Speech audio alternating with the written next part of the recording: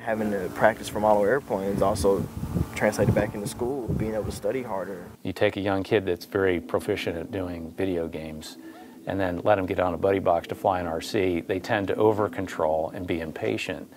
So I would suggest that maybe if you're trying to instill some patience in a youth, that RC flying may be a good option to let them try their hand at that.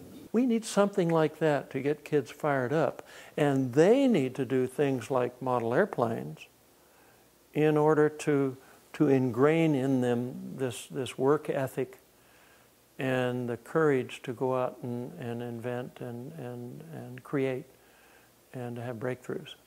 It's not going to happen without the inspiration out there, and it's not going to happen without the ability for a kid to go out and build something. Model aviation had taught me about aeronautics, it taught me about electronics, it taught me mechanical skills. I took an engineering course and we built a model airplane in high school, so it was fun to be one of the only kids that really knew how to do it. One of the things that I find so enjoyable about restoring an airplane like this is there's so much model airplane building in restoring an airplane like this. Modeling is one of the most wonderful things for teaching you about aerodynamics, flight dynamics, flight controls, stability and control. It doesn't even have to be aviation. Computers, cell phones, aerospace. We do this using the same methodology that's built for building model airplanes that you see in your video games. Physics, about science, about mathematics. Learning how to work at something, see a project through, complete it, and take pride in that project. We'd go in, and if a glow plug failed, we'd try to repair it because we couldn't afford to buy a new one, you know. Learning the engineering and the skills that I learned from model aviation helped me with my career when I went to work for NASA. It uses the same materials, the same kinds of glues, the same skills are required in building it. You lay up these bridges over a set of plans and you cut your pieces and you make gussets and glue them together with epoxies and different types of glues, just like you would your model airplane.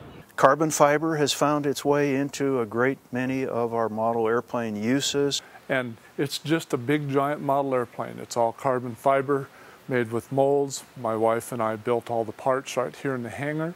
Actually produced a kit of this airplane, of which there are 10 airplanes out there in the world today. I like the sport aspect of it as well, the camaraderie at the field.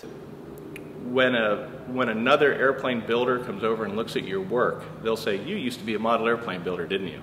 And you go, "Well, yeah, of course. How do you know?" He says, "Because you can see the attention to detail in the work." I mean, there's an airplane that's flown across the Atlantic, an RC model. Can you imagine the emotion that went into achieving something with a model airplane like that? In my lifetime, the biggest revolution of